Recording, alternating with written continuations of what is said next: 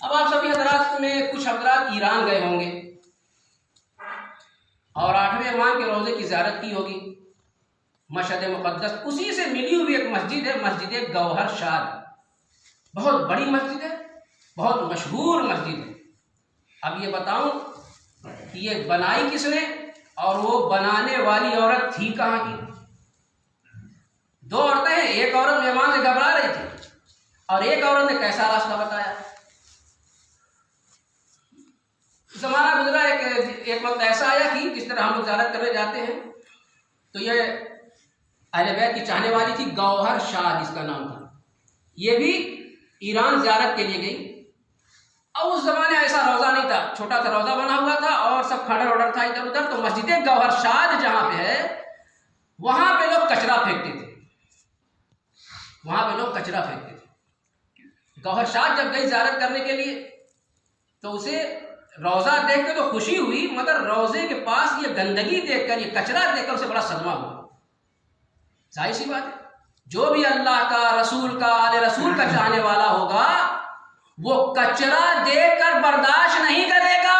और शाद वहां गई तो सुन रखा था कि मासूमीन ने फरमाया है कि मरने से पहले कुछ ऐसे काम कर जाओ जो सवाब जारिया हो।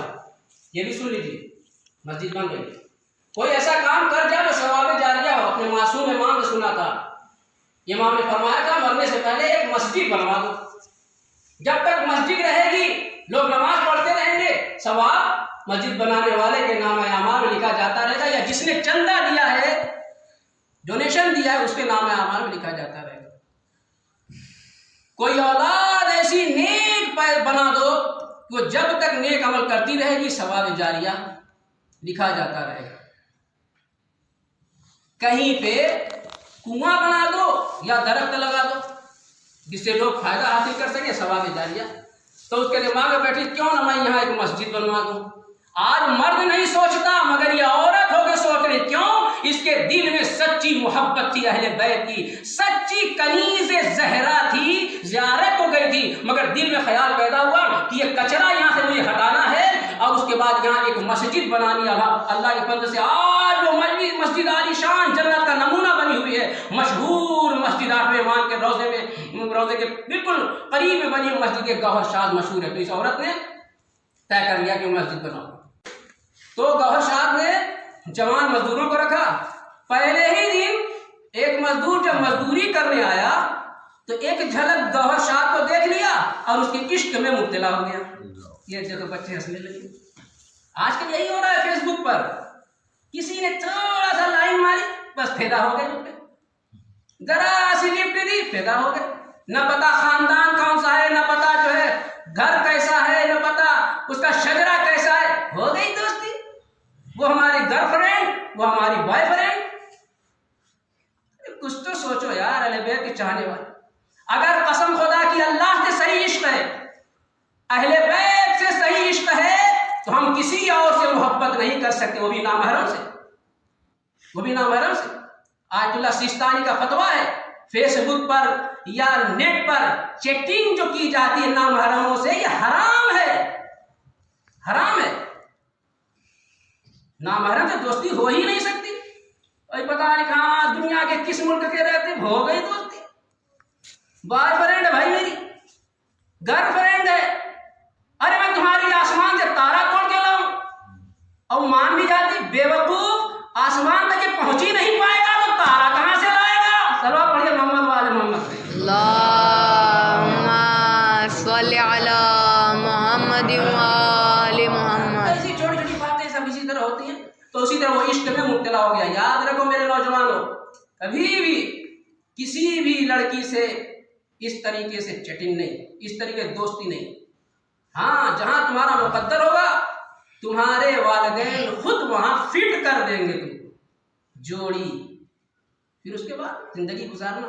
लेकिन ये सब बदनामी की चीज़ें, ये सब बेहयाई की चीज़ें, बेशर्मी की चीज़ें, ये हमारे शिया माशरे में नहीं होना चाहिए। हमें इससे कोसों दूर होना चाहिए। मैं तो ये कहता हूँ हर पेरेंट्स को कभी न कभी अचानक अपने लड़के और लड़कियों का मोबाइल चेक करना चाहिए कि उनमें किसका नंबर है। हर वालिदैन को ये पता रहना चाहिए कि हमारे बेटे के मोबाइल में जिसका नंबर है उस नंबर वाले की मालूमात वालिदैन को होना चाहिए। हमारी बेटियों के मोबाइल में जो नंबर है, हमारे घर की औरतों के मोबाइल में जो नंबर है, वो शौहर को और वालिदैन को पता होना चाहिए ये कौन है, ये किसका नंबर है। अगर वालिदैन और शौहर ये काम नहीं कर रहे हैं तो गोया वो इस खयानत में शरीक है जो मुआशरे में हो रहा है। अचानक आपका फर्ज बनता है, कौम को बचाना है, अपने समाज को एक बावकार और मुतदय्यन माशरा बनाना है, तो हमें ये सब करना पड़ेगा। तो उसको इश्क हो गया, घर गया और खाना पीना बंद कर दिया। खाना पीना, उसके बाद मसाइल। मोहम्मद भाई घड़ी देखने लगे, इसीलिए मोहम्मद। हाँ, कभी कभी बैठ जाया कीजिए, अच्छा लगता है आपसे मुलाकात करके। जो है हम आपसे मोहब्बत करते हैं तो आपको देख के खुशी होती है कि चलो कम से कम आधा पौना घंटा तो दीदार हो रहा है। वरना कहाँ मुल्ला की दौड़ घर से मैं तो किसी दुकान पे भी नहीं जाता, यहाँ से वहाँ, वहाँ से वहाँ। एक और मिलजुल का सभा पड़ी मोहम्मद।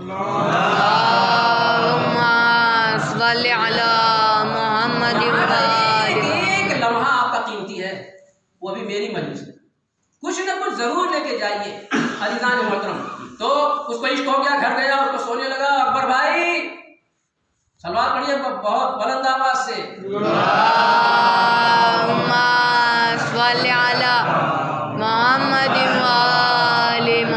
उसने क्या किया अकबर भाई कि खाना पीना छोड़ दिया और बाहर निकलना छोड़ दिया। माँ परेशान, बस एक माँ थी, कहा बेटा क्या हो गया है, न तू खा रहा है, न पी रहा है, न सो रहा है, बस पड़ा है बिस्तर पे।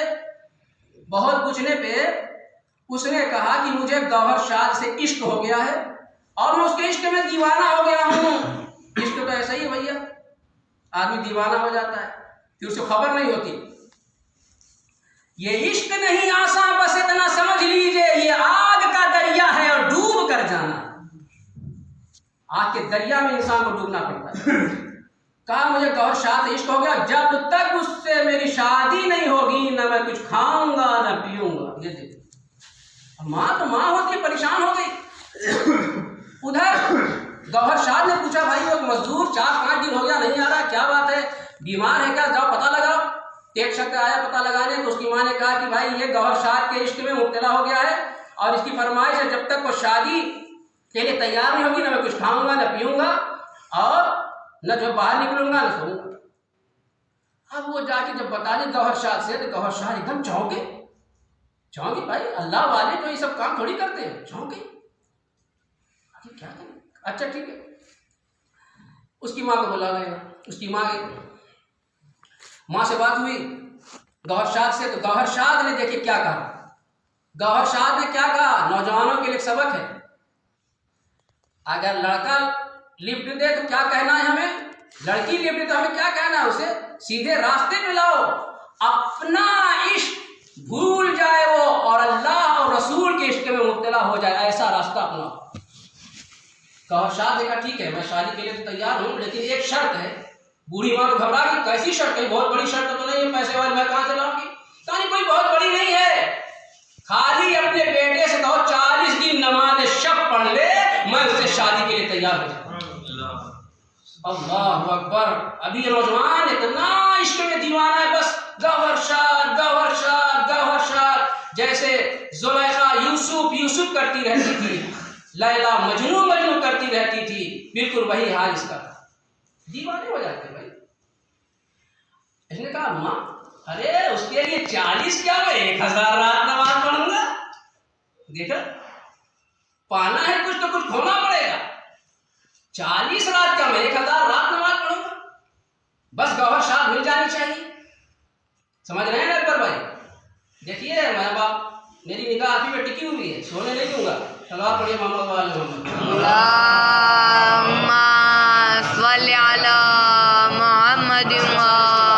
बाकी बात इंशाल्लाह कल तो मजलिस से। अब उसके बाद वो नमाज पढ़ने लगा। अब देखिए अभी तक उसने तो नमाज का मजा ही नहीं चखा था। इससे पहले मैंने एक वाक़या बयान किया, गालिबुद्दीन ने कहा था नमाज शब पढ़ ले, उसका नाम क्या था, कासिम। ये कासिम नहीं, जीवनपुरी बात, वो बगदाद का कासिम था, गुंडा था, बदमाश था, सब जारों को लूटता था। तो काजी अब्दुल्ला काजी ने कहा तू मुझे अगर मानता है, मोहब्बत करता है तो नमाज शब शुरू कर दे। नमाज शब शुरू की, सब गुनाह माफ उसका, अल्लाह वाला हो गया, मौला का जायर बन गया। तो इसी तरह गौहर शाह ने कहा 40 दिन नमाज शब पढ़ ले, मुझसे शादी का अभी नमाज शब शुरू किया, 40 दिन मुकम्मल हो गए, 100 दिन मुकम्मल हो गए, इसी तरह 2-3 महीना निकल गया। गौहर शाह ने मैं तो 40 दिन बोली थी, कहाँ है, मर तो नहीं गया वो। पता लगा खुद गौहर शाह उसके घर आई, उसकी माँ से मिली, कहा तेरा लड़का कहाँ गया, मैंने तो उसे 40 दिन शर्त रखी नमाज पढ़ लेगा, नमाज शब अगर तो मैं उससे शादी कर लूंगी। कहाँ नमाज शब तो पढ़ रहा, चालू है एकदम, पढ़े ही चला जा रहा, पढ़े ही चला जा रहा है। मैं उससे पूछती हूँ कि आखिर बोल तो मैं जाऊँ रिश्ता लेकर, लेकिन कहा इंतजार कर माँ इंतजार कर, माँ इंतजार कर। जरा नौजवानों सुनो किस तरीके से एक बातों में लोगों को बुरे रास्ते से सीधे रास्ते पे लाया जाता है। यही दर्स है इस मजलिसों का।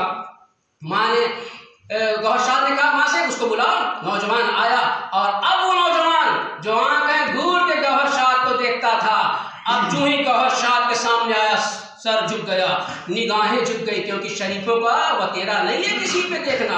अब ये शरीफ बन गया, आंखें भी झुक गई हैं, सर भी झुक गया है। एक मरतबा गौहर शाह ने कहा कि आखिर तुझे क्या हो गया, मैं तो सिर्फ 40 दिन नमाज शब पढ़ने के लिए कहा था और तू देखो